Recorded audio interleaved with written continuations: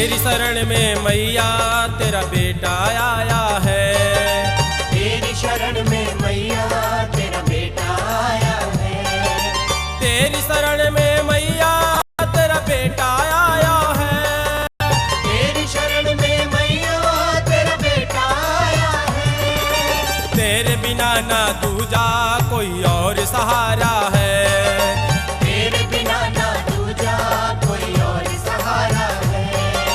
तेरी शरण में मैया तेरा बेटा आया है।